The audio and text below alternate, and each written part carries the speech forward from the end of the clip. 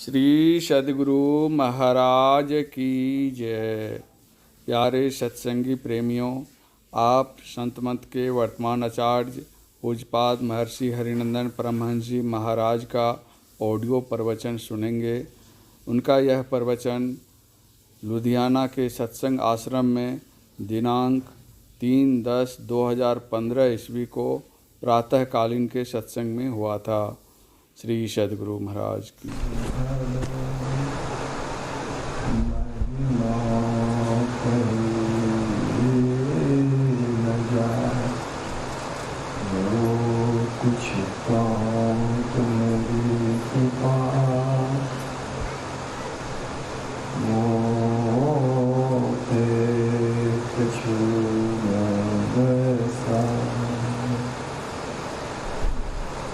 बोलिए प्रेम से श्री सद्गुरु महाराज की जय। श्री सद्गुरु महाराज की जय। श्री सद्गुरु महाराज की जय। मंच पर विराजमान श्रद्धेय महात्मागण, धर्मानुरागी सज्जन वृंद, आदरणीय माताओं एवं पुण्यवती बहनों,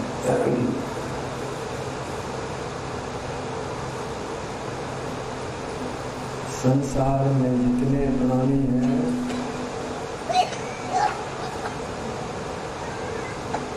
सबके अंदर जीव है। और जीव नहीं रहे, अभी जो चलना फिरना, बोलना चलना, खाना पीना होता है, यह बंद होता है। शरीर में भी जीव है, इसीलिए बोल रहे हैं। जिस समय शरीर से जीव निकल जाएगा, बोलना बंद हो जाएगा, चलना फिरना, खाना पीना सब बंद हो जाएगा। प्रत्येक शरीर में जीव है। जीव है कौन? गोस्वामी तुलसीदास जी महाराज ने लिखा, ईश्वर अंश जीव अविनाशी। जीव परमात्मा का अंश है, इसका भी नाश नहीं होता। शरीर में रहने वाला जीवात्मा का नाश कभी नहीं होता। परमात्मा अविनाशी है, इस कारण परमात्मा का अंश जीवात्मा भी अविनाशी है। जीवात्मा का नाश नहीं होता, केवल शरीर से निकलना होता है। और निकल जाने पर तो वह शरीर निष्क्रिय हो जाता है, मुर्दा शरीर कहलाता है। तब उसे कोई रख नहीं सकते, रखेंगे तो रहेगा नहीं। 2-3 दिन के बाद ही दुर्गंध निकलने लगेगा, सड़ना प्रारंभ हो जाएगा। इस कारण जब शरीर से जीव निकल जाता है तो इसका लोग दाह संस्कार कर देते हैं। कितनी बार इस शरीर से निकला है, कितने बार इस शरीर को धारण किया है, इसका कोई लेखा जोखा नहीं है, इसकी कोई गणना नहीं। परम भक्ति साजो भाई ने कहा, 84 भुगती घनी बहुत सही जब मार, धर्म गिरे तिहु लोक में तहु न मानी हार। का 84 लाख जोनियों में 84 लाख प्रकार के शरीरधारी हैं। सभी शरीरों को जीव कितनी बार धारण किया है, इसका कोई लेखा नहीं। एक शरीर से निकलकर दूसरे शरीर में जाना होगा। यह कैसा होगा? जैसे लोग एक जगह से दूसरी जगह जाते हैं, कहीं जा रहे हैं तो रात में ठहर जाते हैं घर में, फिर सवेरे होने पर वहाँ से चल लेते हैं, फिर शाम होने पर कहीं ठहरना पड़ता है। जिस तरह से मुसाफिर कहीं जा रहा है तो उसे बीच बीच में ठहरना पड़ता है। संत कबीर साहब इस जीव को मुसाफिर का करके संबोधन करते हैं। संत कबीर साहब की वाणी का पाठ आपने सुना। वे कहते हैं, मोरे जियरा बड़ा अंदेशवा मुसाफिर जई हो कौनी हो। संत कवि साहब इस शरीर जीवात्मा को मुसाफिर कहते हैं। क्यों मुसाफिर कहते हैं? मुसाफिर आप किसको कहते हैं? जो एक जगह से दूसरी जगह जा रहा हो, यात्रा, घर से निकला हो, कहीं की यात्रा कर रहा हो। तो बाहर में जो हम लोग देखते हैं वे मुसाफिर तो जानते हैं कि हमको कहाँ जाना है, और यह भी होता है कि फिर वहाँ से हमको लौट करके आना है। लेकिन जीव रूप मुसाफिर तो नहीं जानता। हम जो परमात्मा के धाम से निकले, अब इस शरीर में आ गए, फिर इस शरीर से निकल करके अब कहाँ जाना है तो नहीं जानते। कोई जानते हैं? या तो जानते हैं कि एक न एक दिन शरीर से जीव निकलेगा, हम इस शरीर में सब दिन नहीं रहेंगे। क्या जानते हैं इस शरीर से निकलने के बाद हम कहाँ जाएंगे? जानते हैं? कोई नहीं जानता। कहाँ हमारा रहना होगा, हमारे लिए क्या व्यवस्था है, कुछ नहीं जानते। जीव रूप मुसाफिर सृष्टि के आदिकाल से अपने घर से निकला है और ये बाहर में घूम रहा है। घूमने अपने लक्ष्य को नहीं जानता कि हमें पहुंचना कहाँ है, यह नहीं जानता। इस कारण संत कबीर साहब के मन में अंदेशा है। मोरे जियरा बड़ा अंदेशवा, मुसाफिर जई हो कौन हो। आप कहेंगे कि जीव विभिन्न शरीरों में घूम रहा है, मुसाफिर के रूप में इस संसार में आवागमन के चक्र में घूम रहा है, तो संत कबीर साहब को अंदेशा क्यों है? संत का हृदय कैसा होता है? संत हृदय नवनीत समाना, कहा कभी न पे कहे न जाना। संत कबीर साहब कहते हैं संत का हृदय मक्खन के समान कोमल होता है। मक्खन कितना मुलायम होता है? वो स्वामी तुलसीदास जी महाराज कहते हैं संत का हृदय मक्खन के समान मुलायम होता है। फिर वो स्वामी जी ने कहा कि यह उपमा मैंने नहीं दी है, कवियों ने कहा संत हृदय नवनीत समाना। कहा कवि ने, कवियों ने कहा, लेकिन कहे न जाना। उपमा देने के लिए जाना नहीं, मतलब ठीक ठीक उपमा नहीं दे पाए। कवि जो कहे कि संत का हृदय मक्खन के समान कोमल होता है, तो ठीक ठीक उपमा कवि लोग नहीं दे पाए। क्या कमी रही? कहा कि नवनीत कहते हैं मक्खन, संत हृदय नवनीत समाना, ये कवियों ने कहा। तो नवनीत या मक्खन मुलायम तो अवश्य होता है, लेकिन वह कब पिघलता है?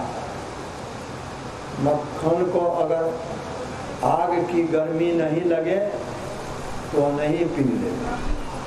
भले मक्खन मुलायम है, लेकिन पिघलता है तब तो जो उसको आग की गर्मी लगती है। संत कैसे होते हैं? पर दुख देख द्रवई संत सुखनीता। संत महापुरुष को दूसरों का दुख देखा नहीं जाता, उनका हृदय द्रवित हो जाता है।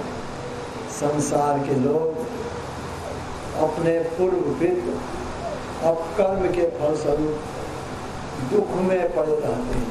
अनेक तरह का दुख संसार के लोगों को देखते हैं। केवल एक ही जीवन के दुख को नहीं, संत लोग तो सभी लोगों के जन्म जन्मांतर की बातों को जानते हैं। कि प्रत्यक्ष में देखते हैं कि कितनी बार जन्म लिया है, कितने तरह का शरीर धारण किया है, इन शरीरों को धर करके कितना कितना कष्ट होगा है। अन्य शरीर में तो उन कष्ट को दूर करने का इसके पास कोई उपाय नहीं था। 84 मनुष्य के अतिरिक्त अन्य शरीर में तो ज्ञान ही नहीं था, अपने दुख को दूर करने के लिए क्या उपाय करता।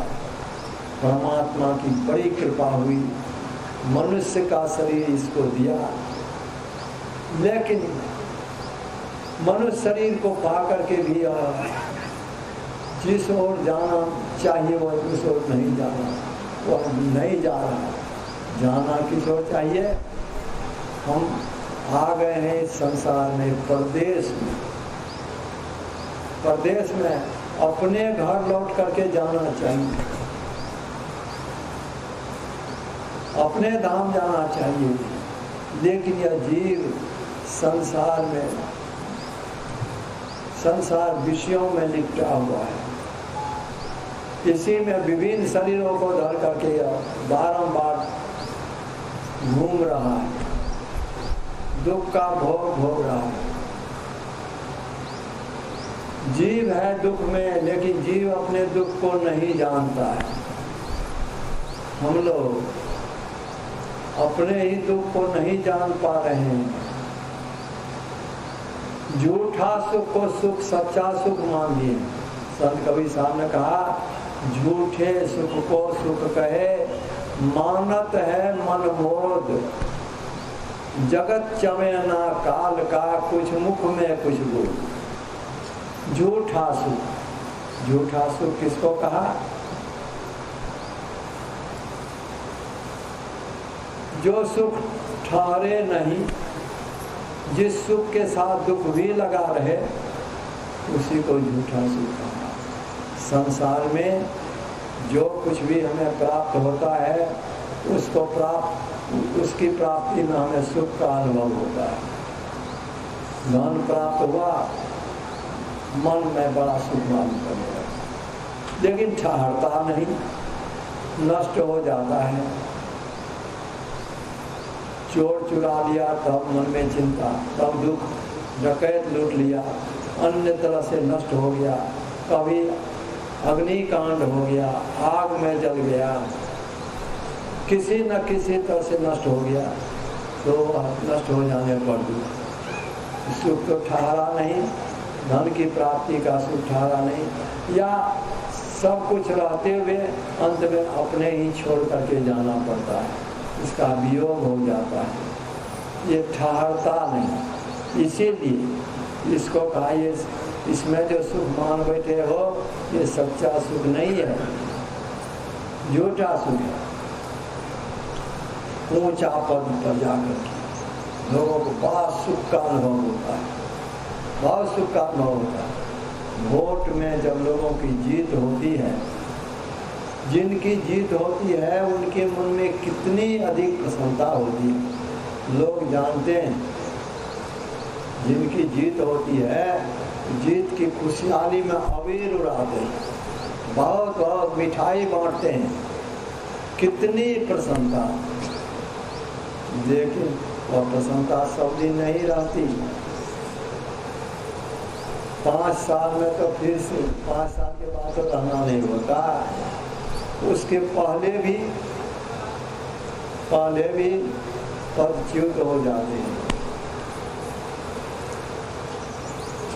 जिस पद पर जाकर के सुख का अनुभव होता था, वह पद भी सब दिन नहीं रहता, हटना पड़ता है। दूसरी बार जब जीत नहीं होती, तब अबीर नहीं उड़ाती, तब मिठाई नहीं बांटती, तब मन में प्रसन्नता नहीं रहती, दुख में बदल जाता है।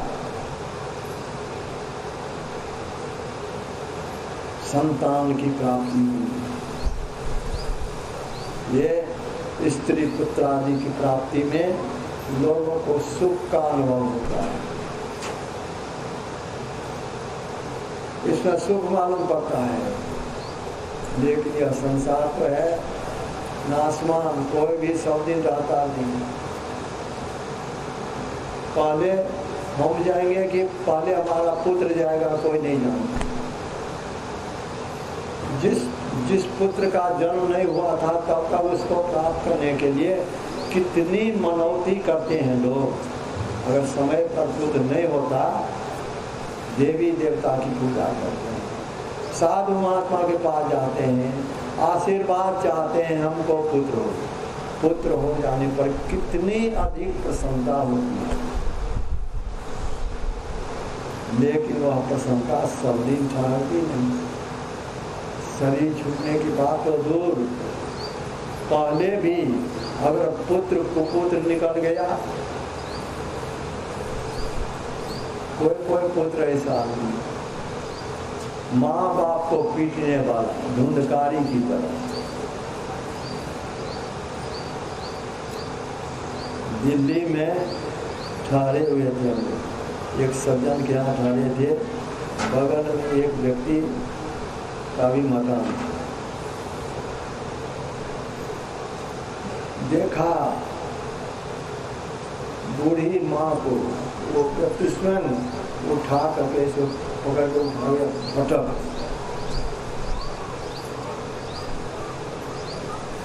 पूछा कि ऐसा ये काहे करते हैं? कैसे सब दिन करते हैं, माँ को गाली देते हैं, पिता को भी गाली देते हैं, पीटने लगते हैं, कहते मरते हो क्यों नहीं? इतने लोग मर रहे हैं तुम अमर होगा क्यों? ऐसा कहा। अब सोचिए, जिस पुत्र को पाकर उसके जन्म काल में कितनी प्रसन्नता हुई, और वह पुत्र अगर उसके साथ उस तरह का व्यवहार कर रहा है तो उस समय भी सुख मालूम पड़ता होगा। तब तो अवश्य ही होता होगा कि इस पुत्र से नहीं होता सो ही होता है। मतलब पुत्र प्राप्त करके जो सुख होता था वह सुख दुख में बदल गया, सुख नहीं रहा।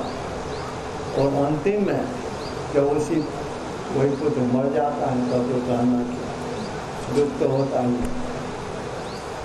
संसार में कोई भी पदार्थ ऐसा नहीं जिसकी प्राप्ति सदा बनी रहे और जिसकी प्राप्ति से सब दिन एक समान सुख हो, ऐसा नहीं होता। इसीलिए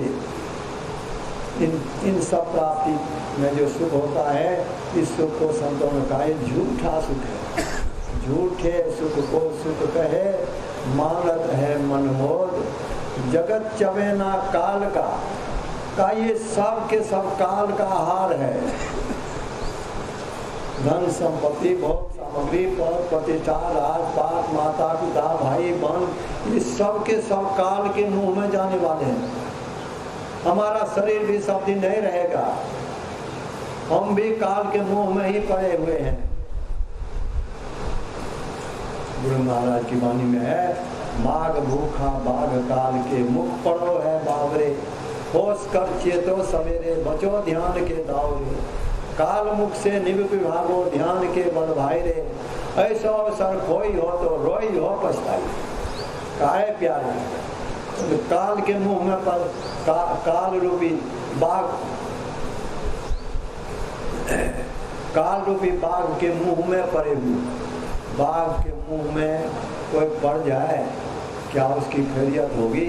क्या वो बच सकेगा? बाघ चबावेगा, जीवित ही किसी जानवर को बाघ खाता है। हम लोग काल रूपी बाघ के मुंह में पड़े हुए, काल का आहार बने हुए। जगत चबे ना काल का, कुछ मुख में कुछ बहुत। जैसे खाने पीने की सामग्री हमारे पास आती है, थाली में भोजन है, एक और मुंह में ले लिए, चबा रहे हैं, फिर दूसरा हाथ में उठाए हैं, मुंह का चबा जाने पर तब इसको भी डालेंगे। लेकिन थाली में जो है उसको भी तो खाना है। जगत चवे ना काल का, कुछ मुख में कुछ बोल, सब काल का है।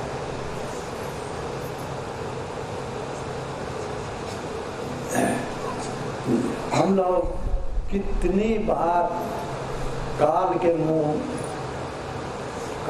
में तो है, ये काल हमें कितनी बार चबाया है, इसका कोई लेखा जोखा नहीं। इस तरह से हमें एक शरीर से निकलकर दूसरे शरीर में जाना है। लेकिन कितनी बार हम जन्म लिए हैं, हम लोगों को स्मरण नहीं। हम लोगों को स्मरण नहीं। स्मरण किनको? केवल संत महापुरुष को हम लोगों के जन्म जन्मांतर का स्मरण, वे प्रत्यक्ष में देखते हैं कि कितनी बार यह जन्म लिया है, कितने तरह का शरीर धारण किया है और इन शरीरों को धर करके कितना कितना कष्ट भोगा है, बहुत कष्ट का भोगा है। इस कष्ट से निकल पाने के लिए निकलना तभी होगा जब परमात्मा की भक्ति करें, और भक्ति केवल मनुष्य शरीर में हो सकती है, अन्य शरीरधारी भक्ति नहीं कर सकता। परमात्मा ने तो मनुष्य का शरीर दिया, लेकिन इस शरीर को पा करके भी हम विषयों की ओर दौड़ लगा रहे हैं। जिस तरह से फतिंगा आग में कूद पड़ता है, आग में कूदने पर उसकी जान जाती है, जीवित जलता है, उसी तरह से हम लोग विषय रूपी आग में की ओर दौड़ लगा रहे हैं, उसी में गिर रहे हैं, कष्ट पा रहे हैं। इस हालत में देख करके ही संत लोगों को अंदेशा, संत कबीर साहब ने कहा, मोरे जियरा बड़ा अंदेशवा मुसाफिर जई हो कौनी हो। संत कबीर साहब जीव को मुसाफिर कहते हैं। कहे मुसाफिर, तुम घर से परमात्मा के धाम से निकले हो, चल रहे हो, शरीर रूप धर्मशाला में तुम्हें कितनी बार, बहुतों बार ठहरना पड़ा, एक शरीर से निकल करके दूसरे शरीर में जाना पड़ा। इस तरह से तुम जा रहे हो, लेकिन तुम्हें पहुंचना कहाँ है इस बात को तुम नहीं जानते। मुसाफिर जई हो कौनी हो। संत कबीर साहब के मन में इसीलिए अंदेशा है। जैसे माँ बाप अपने पुत्र को देखकर, किसी का पुत्र घर से निकला है, अकेला जा रहा है, अब समय पर अगर वापस नहीं आवे, स्वाभाविक माँ बाप के मन अंदेशा हो, अभी तक नहीं आया। या पहले भी अंदेशा होता है, इसको अकेले भेज रहे हैं, बच्चा है, कैसे जाएगा, कहाँ रहेगा रास्ता में, स्वाभाविक अंदेशा होता है एक माँ बाप को। संत तो सबके पिता हैं। संत के लिए तो कहा गया, विश्व उपकार हित व्यग्र चित्त सर्वदा। संसार के लोगों के उपकार के लिए ही के लिए वे सदा व्यग्र रहते हैं। जैसे घर का मालिक, उनके मन में रहता है मेरे परिवार के लोग सबके सब सुख की हालत में रहें, उसी तरह से संत के मन में रहता है संसार के सभी प्राणी दुख से छूट जाएं, सुख में पहुंच जाएं, विश्वकार हित व्यक्ति चित्त सब। लेकिन जीव अगर, अरे आप लोग खड़ी का हैं, या तो बैठिए या नहीं, कहीं जाना है तो जाइए, आपको खड़ी देख करके लोगों का ख्याल बटेगा।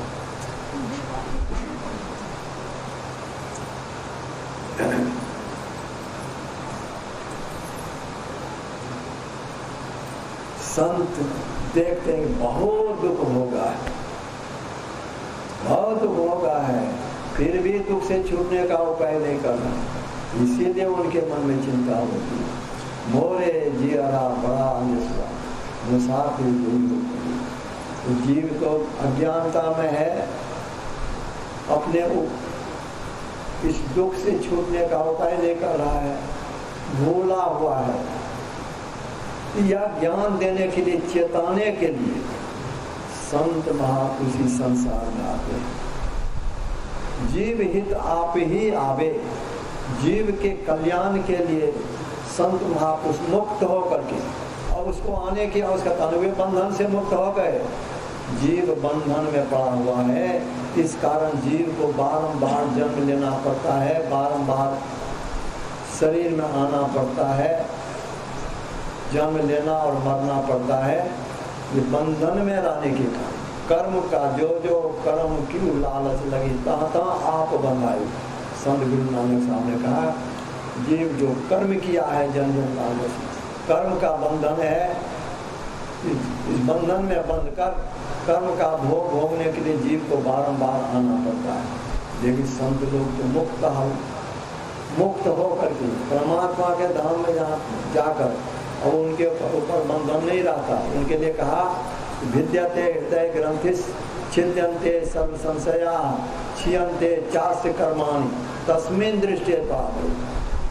विद्यते हृदय ग्रंथिस, जड़ चेतन की गांठ को वे तोड़ डालते हैं। विद्यते हृदय ग्रंथिस छिद्यन्ते सर्व संशया, उनको संशय नहीं रहता। संशय कोई आवरण नहीं, अपने आप को पहचान जाते हैं। अब संशय क्या, परमात्मा की पहचान हो गई, परमात्मा में मिल गए, अब संशय कौन सा।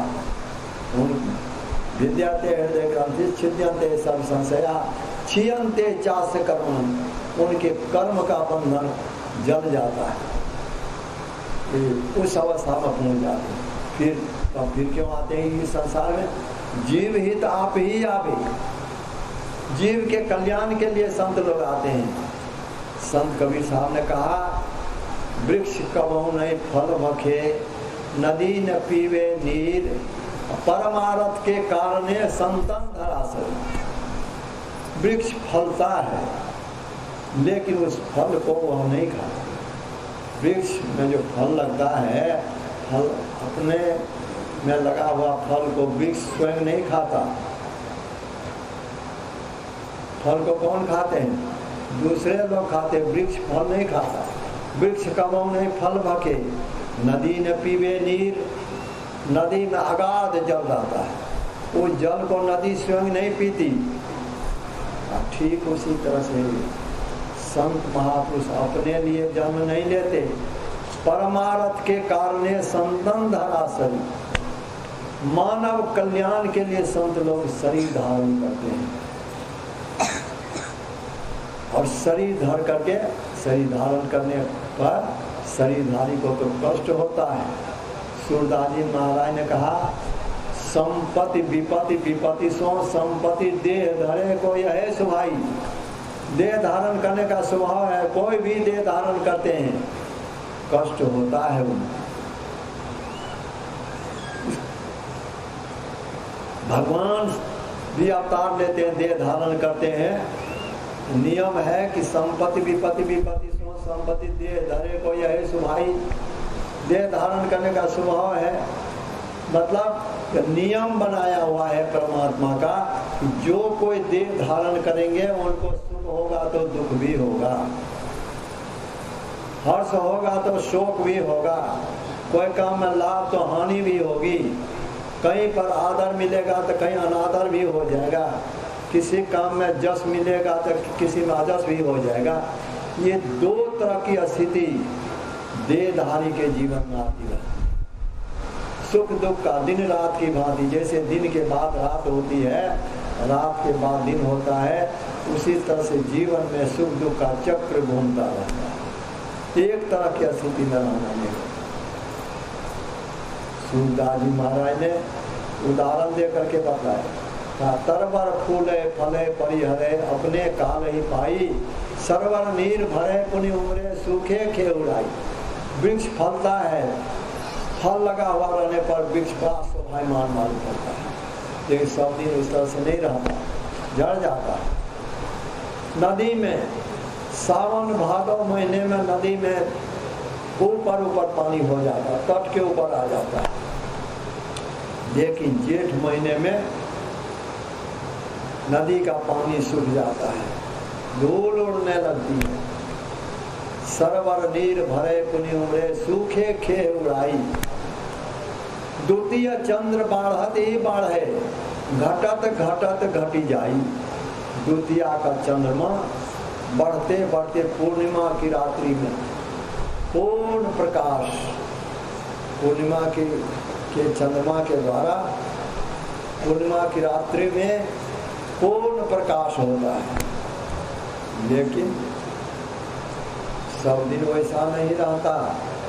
फिर पूर्णिमा के बाद घटना प्रारंभ होता है, घटता है तो घटत घटत घटी जाई। घटते घटते अमावस्या के रोज सारी रात घोर अंधकार, भयंकर अमावस्या की रात्रि बहुत भयंकर मालूम पड़ती है, डरावना मालूम पड़ता है। पूर्णिमा की रात्रि कितनी सुहावनी, उस ठीक उसके विपरीत अमावस्या की रात्रि कितनी भयावनी मालूम पड़ती है। सूरदास जी महाराज कहते हैं, सूरदास संपदा आपदा जनिको पतियाई, काय दो में से किसी का विश्वास मत करो। अगर संपत्ति तुम्हें मिली है तो अहंकार मत करो, सब दिन रहने वाली नहीं है। ये लक्ष्मी चंचला है, सब दिन नहीं रहती, तुम्हारे साथ ये सब दिन रहने वाली नहीं है। अगर तुम विपत्ति में हो, धैर्य मत खो, यह भी सब दिन रहने वाला नहीं है। सूरदास संपदा आपदा जनिको पतियाई, इसका विश्वास मत करो, दो में कोई रहने वाला नहीं।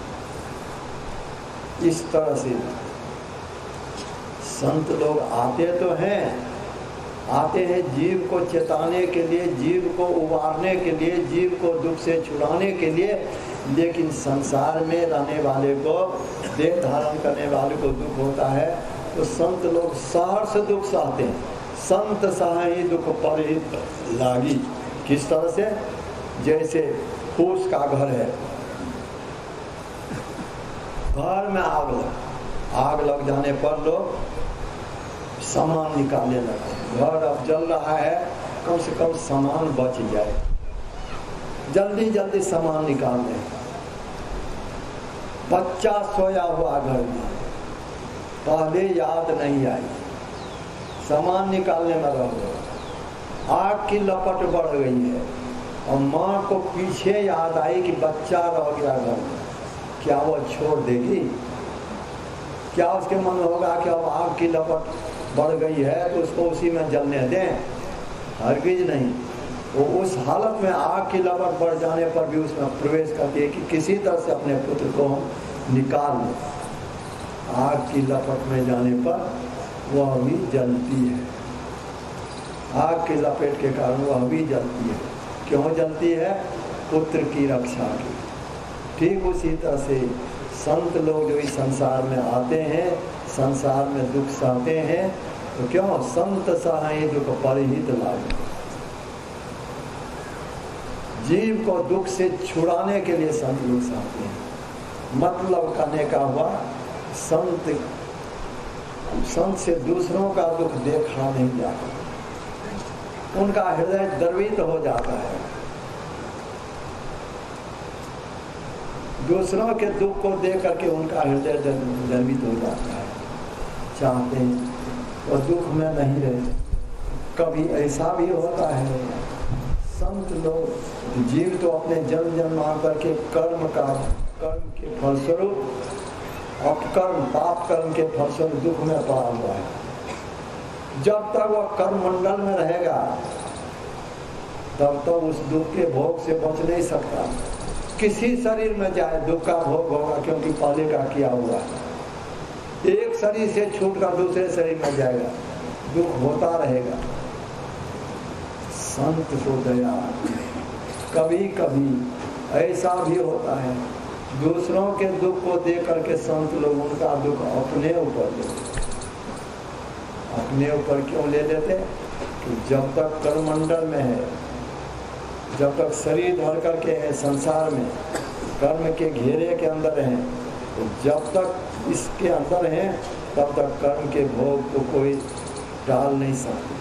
तो प्रारब्ध बन करके आता है, संचित कर्म तो जमा रहता है।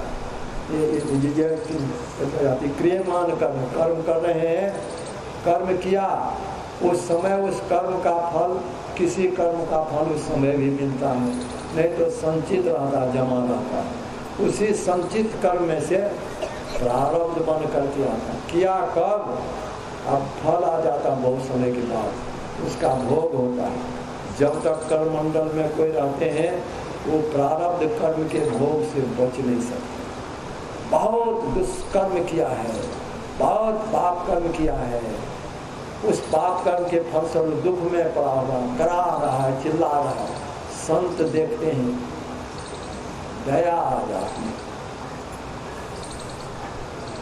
कभी कभी मौज में आकर उनके दुख को ठीक उसी तरह से अपने ऊपर ले लेते हैं जैसे कोई यात्री कुछ बोझ ले करके जा रहा है, भारी बोझ है उसके सिर पर, बोझ के कारण वो बहुत थका हुआ है,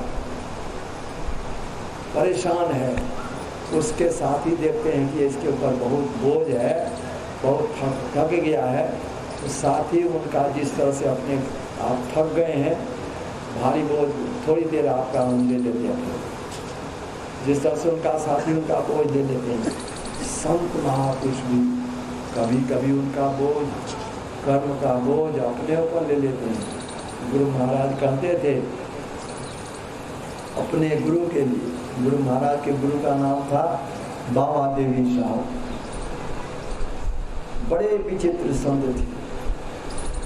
अपने लिए वे कभी एक छोटी सी फूस की झोपड़ी भी नहीं बनाई, लेकिन डाक विभाग में वे काम करते थे। वह रुपया था जमा, उसका जो इंटरेस्ट मिलता था उसी से खाते थे, किसी का कुछ देते नहीं थे। वो प्रणामी के रूप में भी किसी का नहीं, ऐसे महात्मा कोई सेवक भी नहीं रखे थे, दुकान पर जाकर के खरीद करके खा लेते थे। और उनका सत्संग चलते रहता था, जब लोग सुनने वाले नहीं रहे, सो गए, नींद आ गए, तभी वो उनका सत्संग समाप्त हो जाता। भोजन करने के लिए वे चौका घर नहीं जाते थे, दुकान पर खरीद करके ले करके कहीं पर बैठ करके खा लेते। एक बार वे रोटी सब्जी खरीद करके ले आए, भोजन कर रहे थे, बाहर में बैठे, दो व्यक्ति आ गए। दोनों व्यक्ति को एक ही रोग पहुंच गया। बाबा साहब के पास जहाँ वे भोजन कर रहे थे, बाबा हम लोग को बड़ा कष्ट है, रोग जो था उस रोग के कारण बहुत कष्ट है, आपके पास आया हूँ आशीर्वाद के। बाबा साहब मौज में आ गए। उसको भगाने के लिए हो, ऐसा करेंगे तो भाग जाएगा, या जांचने के ख्याल से जो भी हो, रोटी जो खा रहे थे, रोटी सब्जी कुछ तो मुंह में लिए थे और कुछ टुकड़ा तोड़ करके हाथ में रखे थे। मौज में आकर के कहे, अगर इसको तुम खा लोगे तुम्हारा रोग दूर हो जाए। ऐसा कहे तो एक व्यक्ति चट से हाथ बढ़ा दिए, बाबा साहब दे भी दिए। दूसरे व्यक्ति ने देखा ये हाथ में लिए तो हम कैसे नहीं दें, वे भी हाथ बढ़ाए, बाबा साहब उनको भी दिए। लेकिन पहला व्यक्ति तो मिला, वे तो तुरंत बाबा साहब के सामने ही खा लिया। दूसरे व्यक्ति कुछ ऊंची जान की, उनके मन में हुआ कि हम आए आशीर्वाद के लिए, ये तो जूठा खाने के लिए कहते हैं, लेकिन बोला नहीं कुछ, उधर जाकर के उसको फेंक दिए हाथ में। पहला व्यक्ति तो खा दिए तो उसका रोग दूर हो गया, दूसरे व्यक्ति का तो रोग, लेकिन अब फिर जाने का हिम्मत नहीं हुआ। पूछते कि उसको खाया कि नहीं खाया, तो खाया तो नहीं था, हिम्मत नहीं हुआ। इसका यह मतलब नहीं उस रोटी सब्जी में रोग को दूर करने की शक्ति है, सो बात नहीं। संत का वचन ही औषध है, संत वचन है औषधि। संत पलटू साहब ने कहा, पलटू संत जो कही गए सोई बात है ठीक, वचन संत के नहीं टले जो गाड़ी की दी। बाबा साहब ने कहा इसको खा लोगे तो रोग छूट जाएगा। संत की वाणी झूठी नहीं हो सकती, कोई दवाई नहीं, उनकी वाणी दवाई है, संत वचन है औषधि। ये व्यक्ति खा लिए, उनका रोग तो छूट गया, लेकिन वही रोग बाबा साहब को हो गया। जो रोग उस व्यक्ति को था वह रोग हो गया बाबा साहब। उसको काहे, उस रोग को काहे सहे, संत सहाय दुख पर ही जलाए। दूसरों को दुख से उबारने के लिए संत लोग चाहते हैं। वह कोई भी व्यक्ति पापी से पापी व्यक्ति भी कर्ममंडल से उठ जाएगा ऊपर, तो उसे उसका भोग भोगना नहीं पड़ेगा। लेकिन जब तक कर्ममंडल में है, कर्म के भोग से बच नहीं सकता, और बहुत भयंकर कर्म है, उसके कारण बहुत कष्ट की हालत में है, तो संत को दया आ जाती है, उसका कर्म का फल अपने ऊपर लेते, अपने सह देते। संत समय दुख परिणाम, ऐसे संत महापुरुष देखते हैं।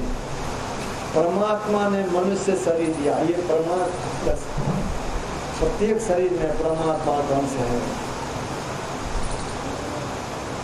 जब से यह संसार है तब से यह विभिन्न शरीरों को धर करके बहुत बहुत दुख का भोग हो रहा है। अन्य शरीरों में तो इससे छूटने का कोई उपाय नहीं। परमात्मा ने जो मनुष्य का शरीर दिया, इसमें तो ज्ञान की विशेषता है, ये ज्ञानवान शरीर है। और संत लोग चेताते भी हैं, लेकिन ऐसे अनमोल शरीर को पाकर के अब भूला हुआ है। जिस भोग को भोगा है सब शरीरों में, कुत्ता, बिल्ली, घोड़ा, गधा, सांप, बिच्छू, कीड़ा मकोड़ा, उसी भोग में यह लिपटा हुआ है। इसीलिए उस हालत में देख करके ही संत के मन में अंदेशा है। संत कवि साहब ने जो कहा, मोरे जियरा बड़ा अंदेशवा, मुसाफिर जय हो अपनी हो। अरे तू तो मुसाफिर के रूप में हो, परमात्मा के धाम से निकल गए। जीव जबते हरिते विज्ञानी, तब ते देह गेह निज जानी। तब से इस शरीर को अपना मान बैठे हैं, घर को अपना मान बैठे हैं, संसार को अपना मान बैठे हैं, इसी को अपना घर मान बैठे हैं। लेकिन संत लोग कहते हैं, हम लोगों को भी महाराज ने क्या कहा उन्होंने, जनी लिपटो रे प्यारे जग परदेसुआ, सुख कछुई हुआ नाय, जग परदेसुआ काल को बेसुआ, जोरे आवे तो पाए। आए प्यारे, यहाँ लिप्त मत हो, यह अपना घर नहीं है, यह परदेश है। जनी लिप्टो रे प्यारे जग परदेसुआ, सुख कछुई हुआ नाय, जग परदेसुआ काल को बेसुआ, जोरे आवे तो पाए। इस प्रदेश में जो कोई भी आते हैं, दुख के भोग से बच करके रह नहीं पाते। बड़े बड़े राजा महाराजा हुए, सबके जीवन में विपत्ति आई, सबको दुख हुआ। और तो और भगवान भी अवतार लिए। भगवान का अवतरण क्यों होता है? भगवान श्री राम त्रेतायुग में अवतार लिए थे, क्यों लिए? रामचरितमानस में ही है, भगत हेत भगवान प्रभु राम धरे तन भू, किए चरित पावन परम प्राकृत नर अनु। भक्तों के प्रेम बस उनके दुख को दूर करने के लिए भगवान अवतार लिए। अवतार लिए थे तो भगवान अवतार लिए, मतलब शरीर धारण किए। तो शरीर धारण किए, संसार में आना पड़ा शरीर धारण करके। तो शरीरधारी के लिए तो पहले ही कहा गया कि संपत्ति विपत्ति विपत्ति सौ संपत्ति देह धरे कोई यही सुधाई। देह धारण करने का स्वभाव है, जो देह धारण करेंगे उनको संपत्ति का सुख का साधन मिलेगा, तो विपत्ति दुख भी उसके सामने आएगा। तो नियम बनाओ, जैसे देश का विधान बनता है उस विधान का पालन सबको करना पड़ता है। उसी तरह से परमात्मा का बनाया हुआ विधान है कि देहधारी को सुख और दुख दोनों होगा। देह जब संसार के लोग धारण करते उनको सुख दुख होता है, और भगवान देह धारण करे तो उनको नहीं हो, तो बात नहीं। इसीलिए उस नियम का पालन भगवान भी किए। भगवान अवतार दिए राजा के यहाँ, कितना सुख में पड़े, सुख का भोग उन्हें हो रहा था, लेकिन 14 वर्षों के लिए जंगल में रहना पड़ा। गाछ की छाया के नीचे, फूस की झोपड़ी में जाड़ा गर्मी बरसात को सहना पड़ा। खाने के लिए वहाँ पर कोई भोजन नहीं, कंद मूल फल चुन चुन करके, वो अभी जैसे अपने खेत में लोग फल लगाते हैं, आम अमरूद या और तरह का फल केला वगैरह, तो बात नहीं, खोज खोज करके कहीं पर जंगल में कंद मूल फल 14 वर्षों तक उस तरह से रहना पड़ा। क्या यह सुखी स्थिति थी? सुखी स्थिति एक दिन के लिए हम लोग भले ही एक फूस की झोपड़ी में रह रहे हैं, लेकिन उसकी फूस की झोपड़ी से निकलकर जंगल में रहना पड़े तो फूस की झोपड़ी में जितना सुख मिलता था वह जंगल में नहीं मिले। भगवान तो राजा के यहाँ उतार दिए, राजभवन में पड़े, राजसुख प्राप्त था, लेकिन 14 वर्षों तक जंगल का दुख भोगना पड़ा, जाड़ा गर्मी बरसात को सहना पड़ा। इतने ही में दुख की समाप्ति नहीं हुई, सीता महारानी का अपहरण उसी जंगल में हो गया, उनका वियोग हो गया, उसके कारण दुख हुआ। सीता महारानी की खोज के क्रम में जब लंकापुरी पहुंचे, वहां राक्षसों के साथ युद्ध हुआ, तो युद्ध में लक्ष्मण जी को शक्ति बाण लगे, शक्ति बाण लग जाने पर लक्ष्मण जी गिर गए जमीन पर, अचेत हालत में पड़े हुए। भगवान श्री राम उनको उस हालत में देख करके बहुत व्याकुल हो गए, विलाप करने लगे, कहने लगे, भाई अगर मैं जानता कि अपने भाई की यह हालत हो जाएगी तो अपनी पत्नी का मोह भी त्याग बहुत तरह से विलाप करना। ये दिखलाए भगवान श्री राम, ये लीला करके दिखलाए कि देहधारी दुख के भोग से बच नहीं सकता, कोई भी क्यों न हो, सबको भोगना पड़ता। यह संसार ही दुख का घर है, यह जग दुख को धाम। क्या करें? गुरु महाराज कहा यहाँ तो दुख ही होता है सबको, शुद्धि करो प्यारे हो आपन देश के, जहाँ क्लेश का चुना है, अपने देश की शुद्धि करो जहाँ कोई कुछ भी कष्ट नहीं है, जहाँ क्लेश का चुना है। कैसे जाएंगे अपने देश? कहा अपने देश जाने के लिए बाहर में रास्ता नहीं है, बाहर में तो चल करके कहीं जाएंगे, संसारे रहेंगे। यहाँ से जाने के लिए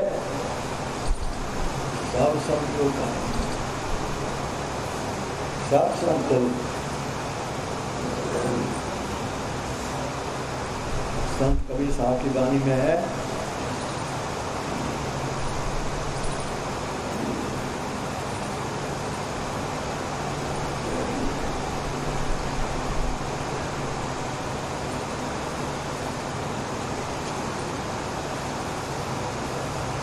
आशय यही है, शब्द स्मरण में आया, आशय यही है अपने घर चलो, अपने धाम में चलो। ये साजो भाई की वाणी में है, जैसे संसी लोह की छिन पानी छिन आग, ऐसे सुख दुख जगत के सहजो तू तज भाव।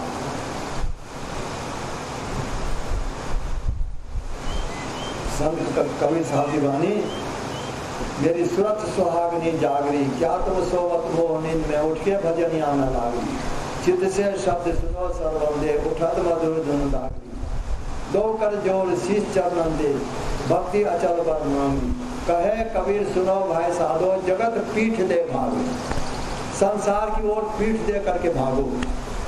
अब भागेंगे किसी और आप जाएंगे संसार में, आगे जिस ओर आप मुख करेंगे क्या उस ओर संसार नहीं है, जिधर आप घूमेंगे उधर संसार ही रहेगा। आप भले हवाई जहाज पर चढ़ जाएंगे, वो अभी संसार के अंदर ही है, विदेश जाएंगे कहीं जाएंगे संसार में, अतः जगत पीठ दे भाग रही, संसार से निकलने के लिए बाहर में रास्ता नहीं है, सबके अंदर में रास्ता है। उस रास्ता को जनाने वाले केवल संत महापुरुष होते हैं। बिन दया संतन की में ही जानना उस राह को, हुआ नहीं होता नहीं होना है। तो गुरु महाराज कहते तुम्हारे अंदर में वह रास्ता है। कहाँ पर? निज काया गढ़ में ऐन महल होय, आपन घर पथ पाए। शुद्धि करो प्यारे हो आपन देश के, जहाँ क्लेश को चुनाए, निज काया गढ़ में ऐन महल होय, आपन घर पथ पाए। निज काया गढ़, शरीर रूपी गढ़ के अंदर ऐन महल हो, ऐन का जहाँ आँख रूपी महल होगा, ये संकेत है।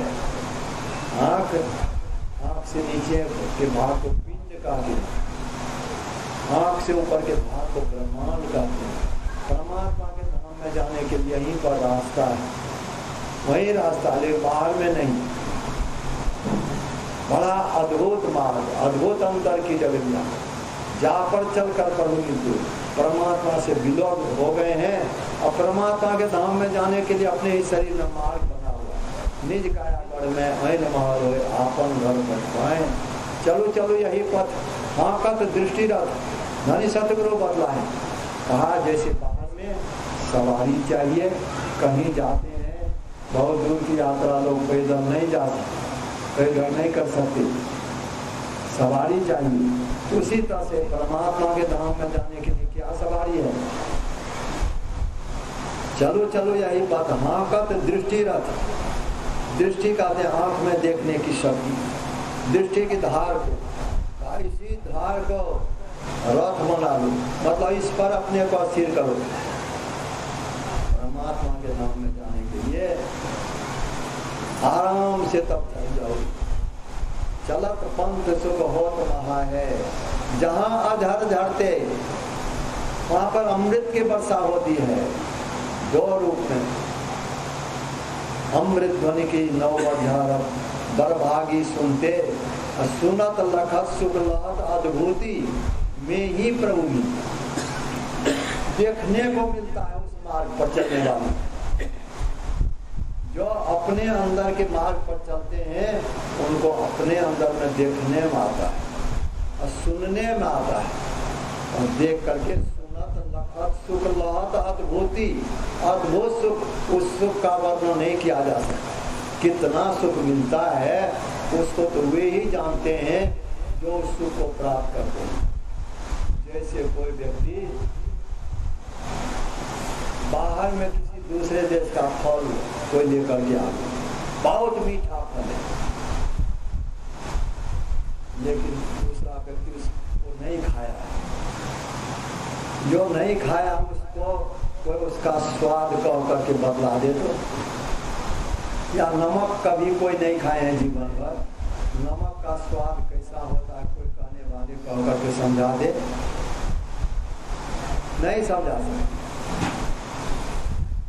फल के लिए कहेंगे इतना ही, कहेंगे बहुत मीठा फल है, कहेंगे कितना मीठा फल, आम के समान, कटहल के समान और फल के समान। आम भी तो एक ही तरह का सबका स्वाद नहीं होता।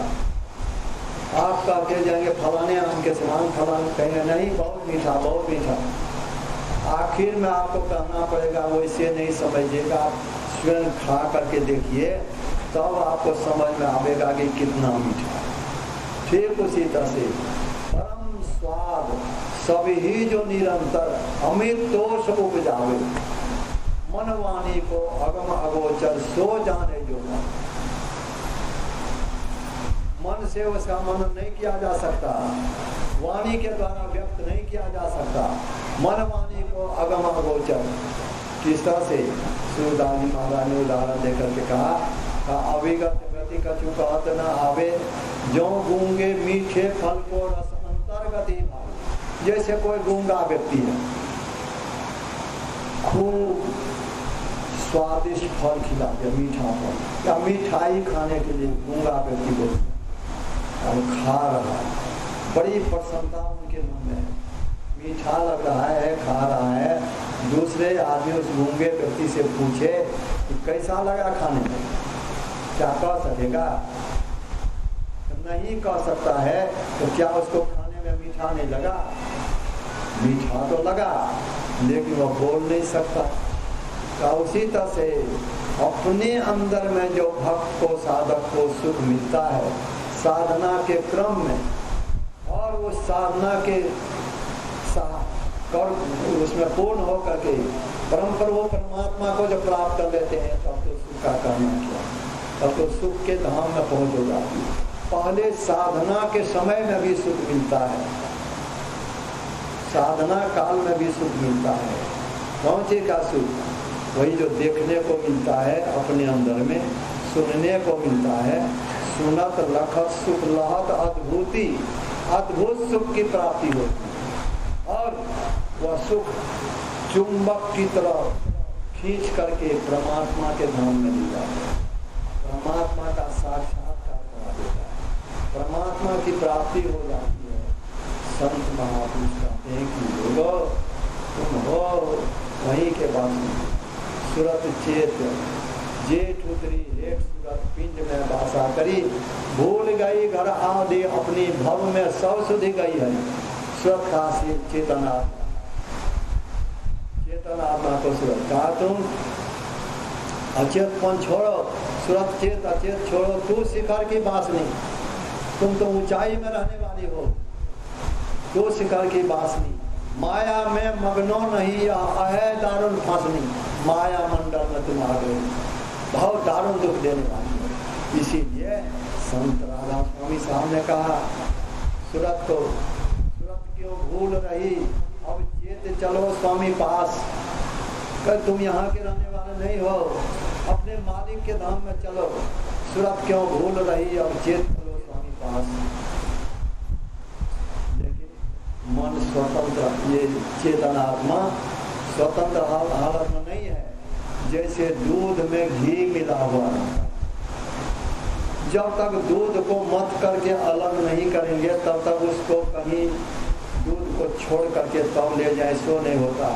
दूध के साथ मिला हुआ रहता तो दूध को ले जाएंगे तो दूध में घी है वो भी जाएगा, वैसे अलग नहीं है, ठीक उसी तरह से अभी शरीर चेतन आत्मा मन के साथ मिला हुआ, मन जहाँ जाता है इसके साथ चेतना उसी के साथ है, परमात्मा के धाम में जाने से तो मन को ले जाना है उधर, लेकिन मन इंद्रियों के घाट में जुटकर इंद्रियों के विषयों के भोग को भोगा है बहुत, इस कारण मन इसी ओर दौड़ता रहता है। इस मन को संत राधा स्वामी साहब समझाते हैं, हे मनवा तुम सदा के संगी, त्यागो जगत की आस, तुम केवल इसी जीवन हमारे साथ नहीं हो, जब से हम इस संसार में आ गए हैं तब से तुम भी हमारे साथ हो। हे मनवा तुम सदा के संगी, त्यागो जगत की आस, इतने समय तक तुम्हें जो संसार का सुख मिला उस सुख को पाकर के तुम्हें तृप्ति नहीं हुई, संतुष्टि नहीं हुई, अब भी नहीं होगी, इसलिए करो क्या, त्यागो जगत की आस। फिर वे इंद्रियों को भी समझाते हैं, हे इंद्रियन तुम भोग दीवानी, हमारी इंद्रियां आंख रूप विषय की ओर दौड़ रही है, कान शब्द विषय को ग्रहण करने के लिए उसी ओर बहाव है, सभी इंद्रियां अपने अपने विषयों को ग्रहण कर रही है। तो इस इंद्रियों को संत राधा स्वामी समझाते हैं, हे इंद्रियन तुम भोग दीवानी, क्यों फंसो काल की फांस, भोग में दीवानी होने से, भोग में फंसे हुए रहने से तुम काल के फंदे में फंस जाओ। और क्या करो, जल्दी से अब मुख को मोड़ो, अंतर अजब विलास, शीघ्र अपने मुख को बाहर की ओर से मोड़कर अंदर की ओर करो, अब अंदर में देखो कि कैसा सुख, अंतर अजब विलास, उसको प्राप्त करने के लिए जैसे बने तैसे करो कमाई, घर चरणन विश्वास, जिस तरह से उस धन को प्राप्त करने के लिए कमाई करो, इसी जीवन में होगा ये परमात्मा रूपी धन की कमाई। यही मानुष देह समैया में करो परमेश्वर में प्यार, कर्म धर्म को जला खा कर देंगे तुमको पार, तुम्हें पार सदा के लिए दुर्गा बोलो। संत महापुरुष असल में सबों का सार यही है, यह संसार है परदेश, परदेश में आ गए हैं, अपने धाम में चलो। चरणदास महाराज ने इसीलिए मन को समझाते हुए कहा, मन परदेसी रे, यह नहीं अपना देश, यह अपना देश नहीं है, परदेश में आ गए, चलो अपने मान चलो निज निकेतन, मन को भाई संसार में आ गए, दुख का भोग हो रहा, अपने धाम में चलो। सब संत लोग यही बात कहते हैं, अपने धाम में चलो। उसको जो भूल गए हो, इस संसार में अटक गए हो, इसी को मान बैठे हो, लेकिन यहाँ पर दुख से छूट तब तक तुम दुख से नहीं छू सकोगे जब तक यहाँ पर तुम लसके हुए हो। इसलिए चलो परमात्मा के समय